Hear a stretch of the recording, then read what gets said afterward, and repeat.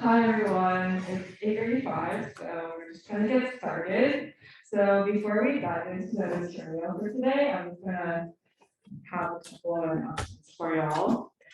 So the first thing is about the assignment. So grades has been released for the assignment. If you have any questions, feel free to contact the grader in your testing file. And then also just some few tips from what we saw.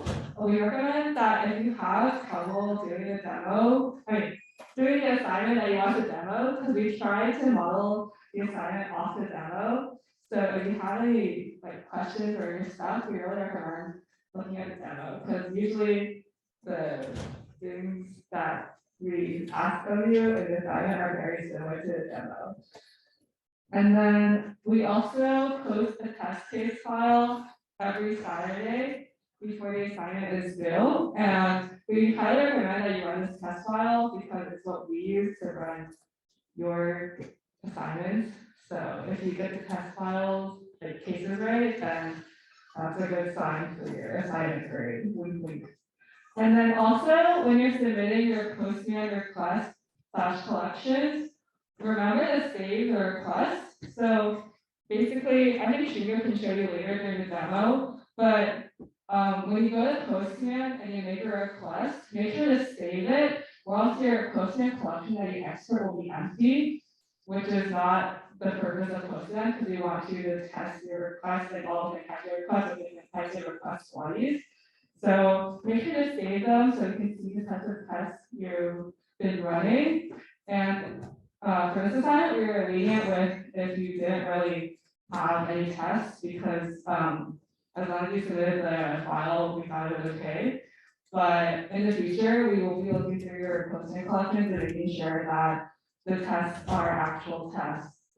And then also, please remember to write documentation, because again, documentation is really important for when you're just helping others or others are reading your code. It just makes everyone's life easier when you have documentation. So when you're doing the assignment, remember to also write documentation, even if the functions are really simple, like get all close or something. So also we were really lenient with if you didn't write documentation this time, but in the future we will also be more strict if you don't write documentation to take them off the filing. And then lastly, please follow the API specification exactly.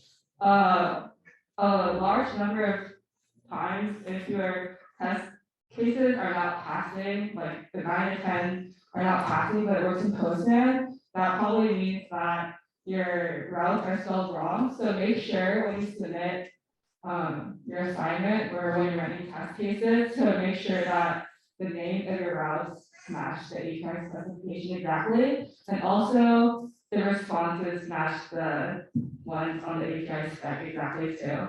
Because if one thing is off, then unfortunately the whole test case will pass even if it does work. So yeah, just some few tips. And also just some other announcements outside of assignments. Please fill out the weekly feedback form. These are 5% of your grade. And it just helps us try to make this course better for y'all. So please fill that out. Usually best to do them right after you complete the assignment. And also we publish the Kahoot leaderboard on Ed, and we'll be updating that I think every week. So yeah, keep an eye out for that. The top few people at the end of the semester will get prizes. So yeah, does anyone have any questions? Yeah, can you where the test cases, where they posted, and can you demo how to run them? Yeah, so I think okay, you guys can do them as a demo later, but on Ed, I usually send out an email whenever the test cases are released. And on the first PA1 test case is released, I listed a few commands that show you how to run the test cases as well as how to test your extra credit. So take a look at that, please. And yeah, does anyone have any questions before we dive into the actual content today? Okay, cool. So before we dive into databases, we're just going to go over a quick review of what we learned last time. So basically, if you don't remember, how front end back end communicates is with the client server model. So the client is a computer. It could be any sort of type of device. Actually, it doesn't have to be just a computer. It could be laptop, phone, tablet, etc. And your server is also a computer. So the difference between your client and your server is that your client sends requests to your server to do different things. So for example, in PA1, your client was making requests to get all posts, create a post, get one post or post a comment, stuff like that. And your server replies with responses. And that's sort of how the two communicate with each other. So requests are initiated by the client. So whenever we make a request in Postman, that was initiated by our laptop, which is the client. And so this is sent to a specific URL, and the URL contains the domain and path and URL parameter. So in Flask, the path is defined by the @app.route thing. So that's how the path is defined. And you can also define parameters in that route, but that's not required. So that was like the post ID, for example. And then the method indicates the nature of the request. And so the difference between CRUD and the method name is the CRUD is like what your method does. So that's like, does it create something? Does it retrieve something? Does it update something? Or does it delete something? But a method is like the actual post, get, delete, and that sort of actual method that you define in your like code, so your HTTP method. And then also, when you're making a request, you can also send in bodies of information. So usually this can be a JSON format, but there's also other kinds of formats. In this class, we just use JSON. But yeah, you can pass in anything in the body, and we can use it in the backend to do whatever we want. So yeah. And then responses that are returned by the server are triggered by the client request. So responses have all like different sorts of confirmation that tell us what happened in the backend. So usually we have response codes like 404 or 200 that show if something was a failure or it's a success. And it also sends JSONs as like responses that indicate if something has succeeded or failed. So it can send information like the post that was created, where the post that we wanted to retrieve. Does that sort of make sense to everyone? Okay, cool. So this is just a nice little graphic showing how everything is done. So a client sends a request to a server. Okay.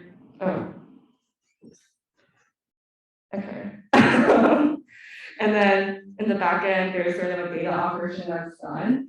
And then a response is returned, and the client sees it and, on their own side. Cool. So I hope that made sense to everyone. That's just sort of a review of last week.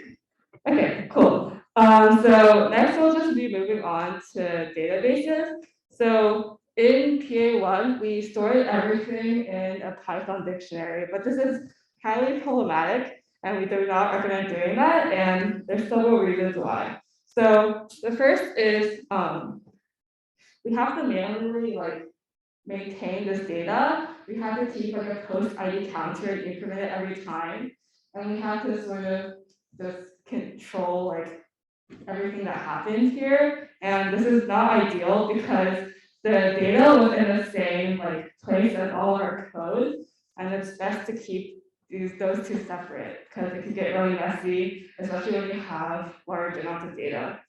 Also, if you notice, every time we restart the server, everything that you created sort of deleted, and that's not ideal because let's say, yeah, we don't want to create something multiple times and have it just delete every time you stop the server. So yeah, so these are just some deficiencies with the Python dictionary. When we stop the server, the data was lost.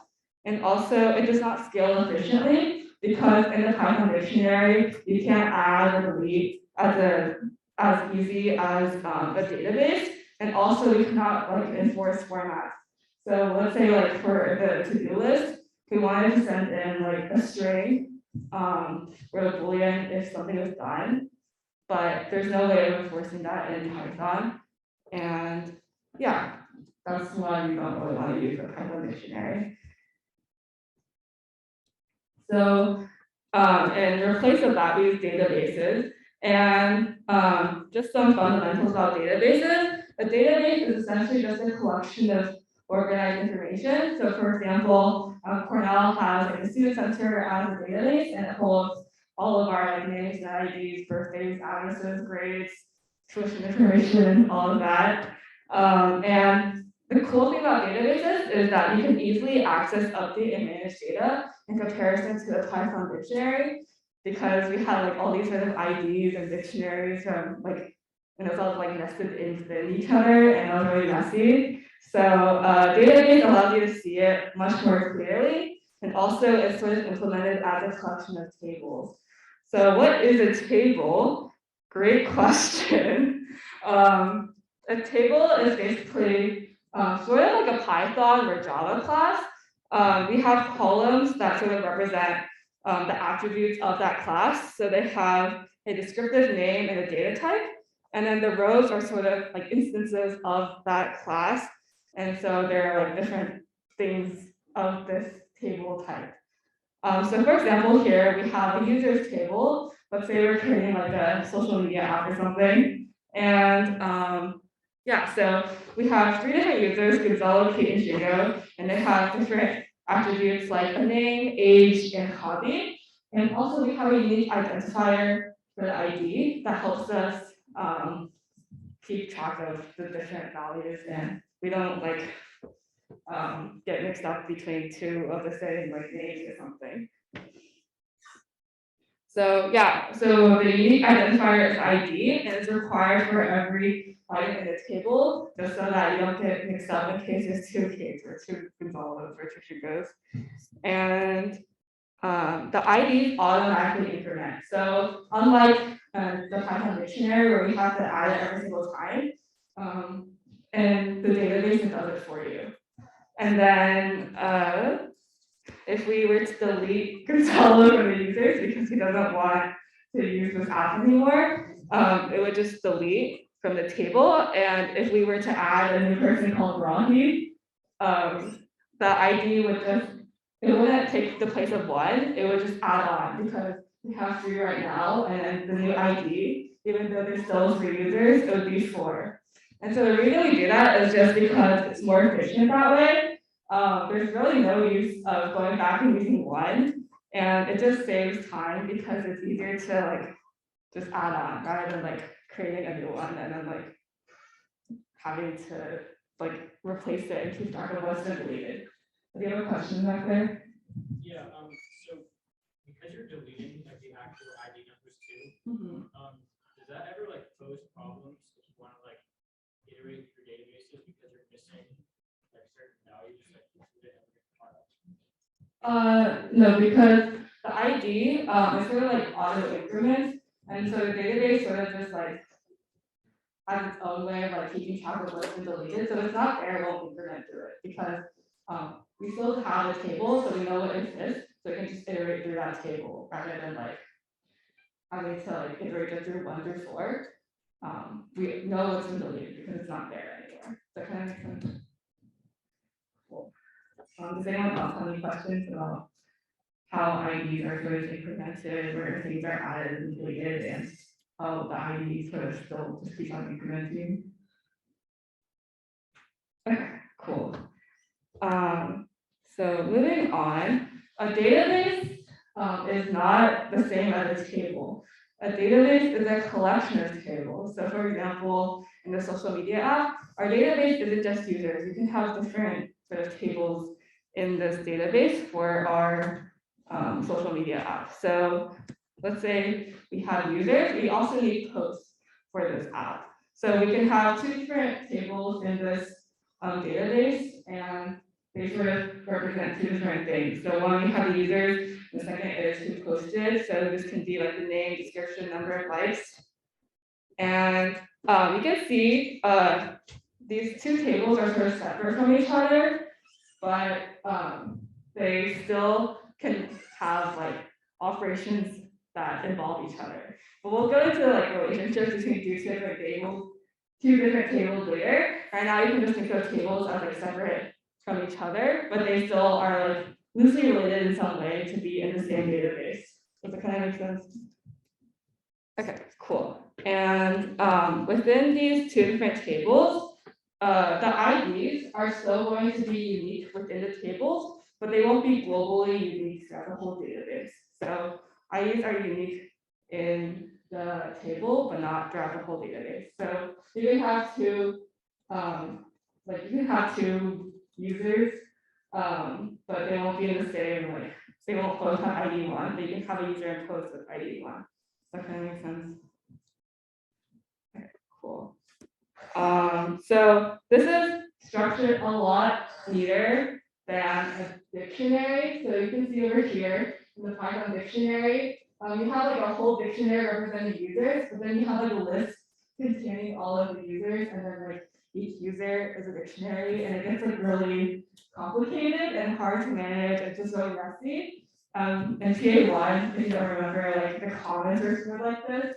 Now it's sort of hard to keep track of the syntax between the two different like dictionaries, lists, that sort of thing. But in a table, it's all nicely stored with like rows and columns, so we can easily access, create, add, delete.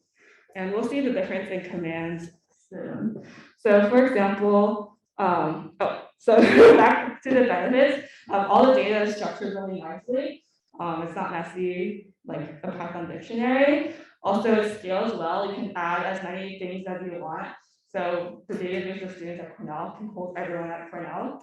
And also, when we query data, it's the language that we use, SQL, is a lot like English, and we're sort of just like asking the database questions, and it's just extremely helpful for larger data sets because you don't have to iterate through as much. So let's say, pretend that this 18 row above. But let's say we wanted to get all the users in the database that were above the age of 18. So in Python, if we were to use like a dictionary or something, we have to like open the JSON file, which is basically just like the dictionary that we created in TA1 and the demo one. And then we have to like create a list of like everyone who's over 18, iterate through the whole thing. And then if the user's age is about 18, then we like add it to the new list we created and then return that list. But in SQL, we can have like this one single line do the same thing as this like whole block of code. And so you can see that this is in SQL for just using a database, but we're just selecting like all the users from the users table where the age is like greater than 18. So this is a lot more readable for like the eye, and also it's just a lot clearer than this whole thing. Yeah. Does anyone have any questions about databases and how to use them and how they are structured as tables before we move on? Okay, cool. So we use SQL, which is structured query language, to communicate to the database. So SQL is just sort of another programming language that allows you to query and do different things with your database.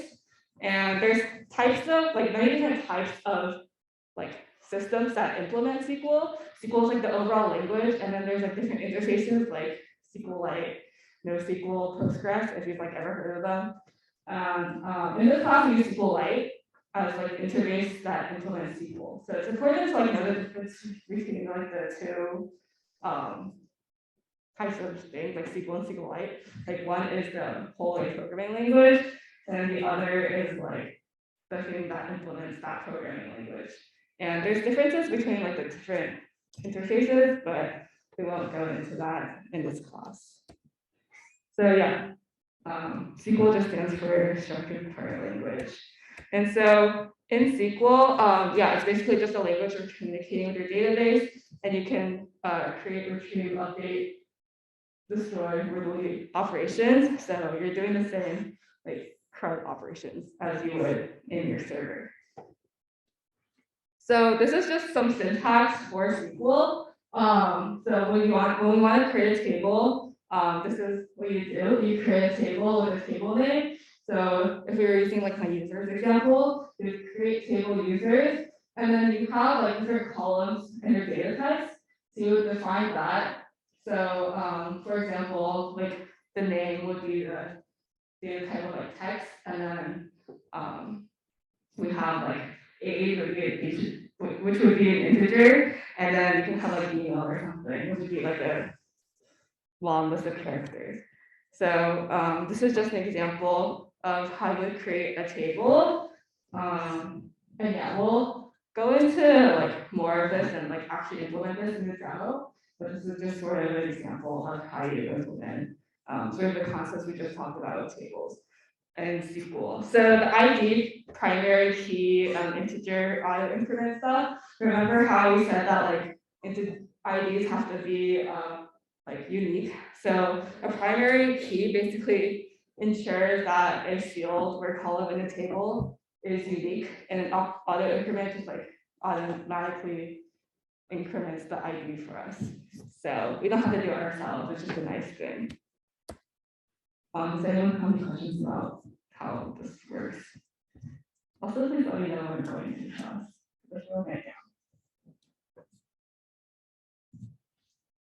Okay, cool. So when we want to insert data into the users table, we would just similarly write insert into table names, so like insert into users, and we write like all the columns with all the values. So you separate like insert with the values. So you like insert into the users and like the columns you want to create values for, and then write the actual values after that. So an example of this would be like insert into column, which is optional, and then the values that you want to write. So yeah, so you don't have to write columns, you can just write insert into users and the values.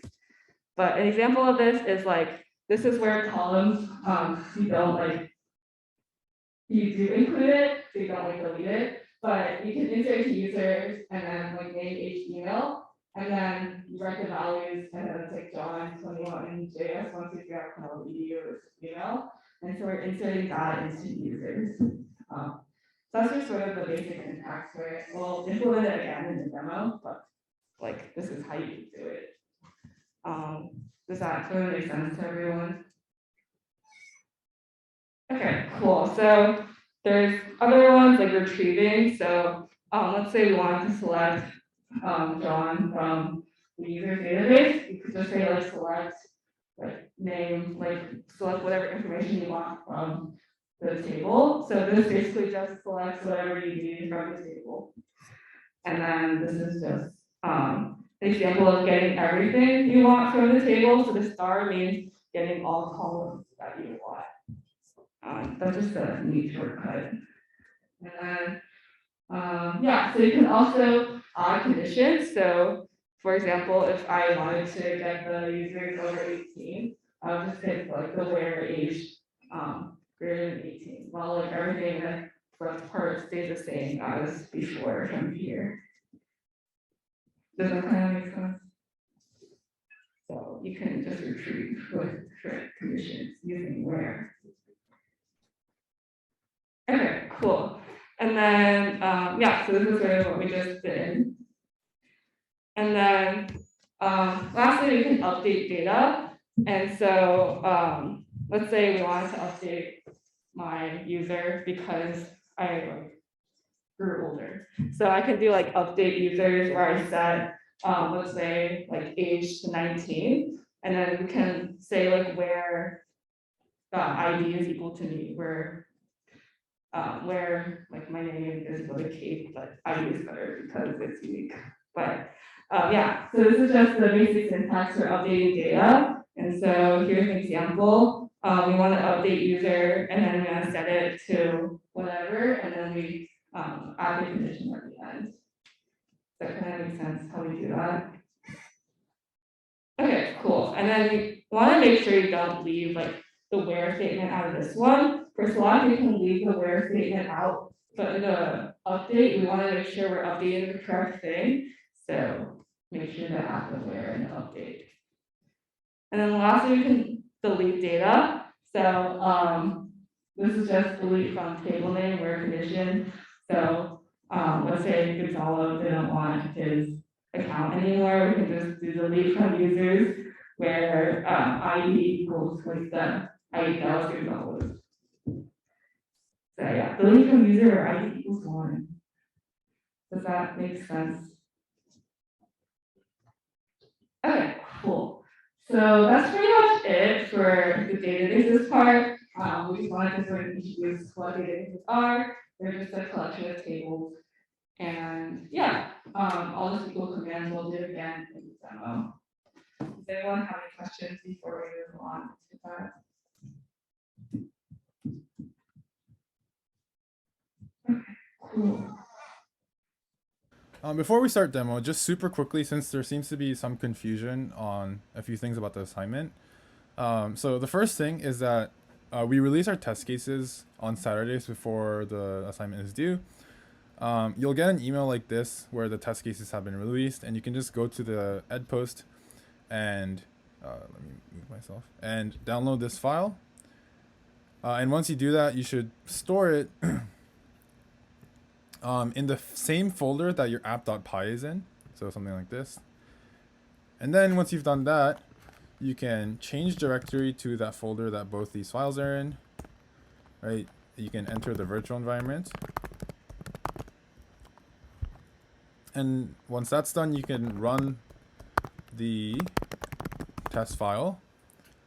And I'm just running it on the solution code, but you should be able to see the number of test cases that pass. So that's how you run the test cases that we provide you every Saturday. So keep that in mind. And the second thing is when you're on Postman and you make a new request and you test your code with your request, make sure you save it. So let's call this create new post and let's type in the URL and change this to a post request. Even though we change this to a post request, you can see that on the left hand side here, it's still a get request, or it still says it's a get request. And this URL actually isn't saved until you save it. So the way you save a request is if you're on Mac, you hit Command S. If you're on Windows, you hit Control S. Or if neither of those are working, you just click on the save button right here. But just make sure this orange circle that my mouse is next to is gone before you submit your collection. Or oops, save. And yeah, just make sure that's there. Otherwise, we'll be removing points in future assignments. So be careful of that. Right. Hello, welcome to the re-recording of the demo portion that we did in lecture on Monday.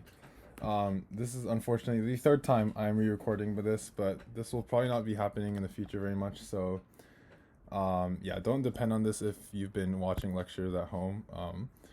Probably not be doing this any longer because I'm gonna stop using QuickTime in lecture. So all right, let's get started with this week's demo.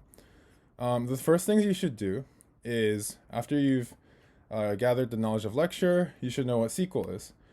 And the tool we'll be using that uses SQL as the main language is going to be SQLite. So the first thing you should do is download SQLite, which you can do by going to the textbook, going to the databases chapter, the pre-class to-dos, and there's a link here and instructions as to how to do so. An alternative would be just to look up SQLite download, and you can download it right here. Once you've done that, you have to restart your terminal for the changes to take effect. And once you've done that, you can run SQLite 3 in your terminal, and interface like this should pull up. So what is SQLite and how does it work? So SQLite is a tool that's built on top of SQL. It uses SQL as a base and is a tool that uses it. And it stores databases as a local file. Now, traditionally, you wouldn't do this. For any other SQL tool, you would generally have the database be stored on a server, stored online on the internet. And the reason why we don't do that for this course is because it's a bit unnecessary and excessive. To have it in a local file is enough for this class's scope, but traditionally you would have it on the internet if it's a bigger scale project. So with SQLite open, let's discuss how we start using it. So the first thing I want to show is to create a table, how to create a table. Again, tables are different containers of information. So yeah, refer back to the lecture if you forget what tables are. So let's create a table. Let's create a table that contains users. So let's call it users. And in SQL, you can write multi-line queries, and the way you do so is just by hitting return or enter, like you would when you're running a command. The end of a SQL query is specified with a semicolon. So long as you don't have a semicolon at the end of the line, SQL will think you're trying to that you're trying to continue this command that you're writing, this query that you're writing. So I can actually hit enter right now, and it'll ask for my next line of my SQL query. And the reason why this is useful is because we don't want SQL queries extending to like the entire horizontal span of our terminal. Just having it in vertical columns like these just make it elegant. So yeah, keep that in mind. So let's define the fields that our users tables have. So the first field we need is the ID field. This is used to uniquely identify users. And you've done this for PA1 as well. You should know why it's important to have unique identifiers for each entry in the table. And the ID is going to be an integer. It's going to be the primary key. So this basically is like telling SQL that IDs are what we're going to be using to identify different users. And we can specify auto increment. This is essentially the same thing as your post ID counter, your comments ID counter that you used for PA1. It basically keeps track of which IDs have been used and it won't reuse them again. Cool. So different fields in SQL query are separated by commas.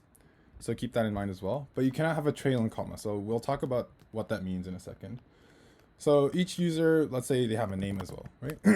So in SQL, the string equivalent in SQL is text. So let's specify this type as text. Let's set a constraint for it to not be null. So you can't enter a user with no name. So let's do that. And for this table, I want to store what people's favorite boba drinks are. So let's have a field favorite boba. And let's set the type of the data. Now we've covered integer and we've covered text. Let's set it to char20. So what this means is that I can have a string of characters, but it can only be of length 20. So yeah, so that's what char20 means. And let's specify this as not null as well, because it's important that we have these favorite drinks because that's the whole point of our database or our table. And finally, let's have a favorite topping. And let's set that to just a text. Let's not put the not null constraint here. Let's say some people, some people prefer boba without toppings. You can see that I started specifying the fields of the table with this open parentheses. You will have to close it, so keep that in mind. And again, what I meant by not having a trailing comma is that I can't have a comma right here at the end of the last field. And then the way I finish the SQL query is, again, with a semicolon. So we successfully created a users table. We can check which tables exist in our SQLite 3 database by typing .tables. And you can see that the users table has successfully been created. Cool. So the next thing we'll cover is how to insert data into our database. You can review the lecture for the syntax for these SQL queries. But to insert, you would have to type insert into, and then the name of the table, so users. The fields you want to enter, so let's say for this first user, I want to specify the name. I also want to specify the boba. I want to specify the topping. And then the values I want to actually put into this entry. So let's say it's Kate. And let's say she likes Yakult green tea. And let's say her favorite topping is jelly. And then, as usual, we end the SQL query with a semicolon. So this successfully added Kate into our table. Cool. So let's just keep doing that. I'm gonna copy this for convenience and add a few more entries into our table. So we just added 4 different users in the exact same way. But you notice from earlier how favorite topping isn't actually necessary to be specified. I didn't set a not null constraint. So we can actually add a user without specifying the favorite topping by just not including it as one of the fields we're specifying. And let's say Rahi likes ginger milk tea, but doesn't like any toppings in it. So we can just do that, and that works just as well.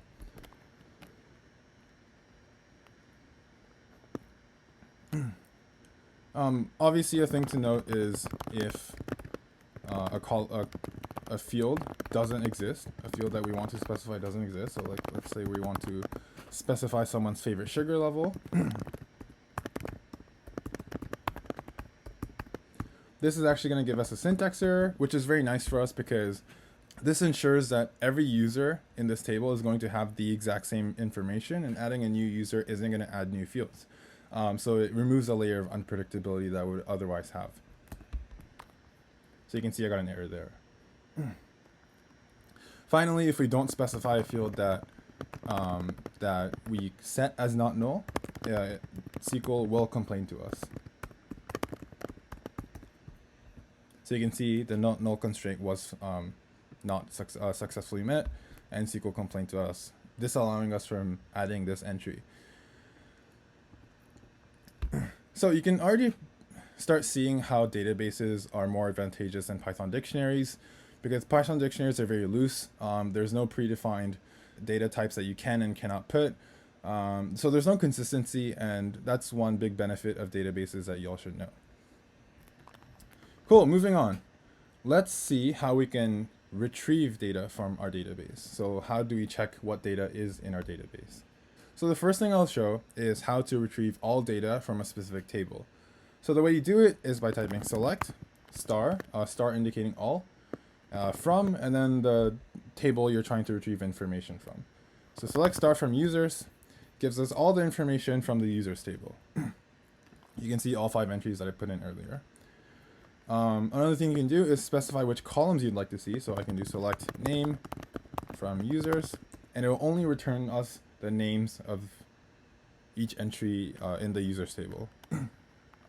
We can separate the fields with commas to specify multiple columns that we'd like to retrieve. Right, so this gave us all the names and all the favorite drinks, but not the ID or the favorite topping.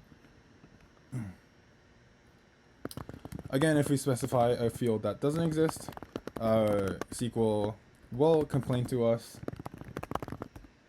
And yeah, this again adds a layer of consistency with our queries. Another cool thing you can do with SQL is specify conditions for your query. So let's say I want to select all users with ID 1. Now again, IDs are unique, so they'll only retrieve us one user. So let's do select all from the users table where ID equals 1. This gave us only the Kate entry in the table because that was the only user with ID 1. But we can do stuff like select all from users where favorite topping is bubbles.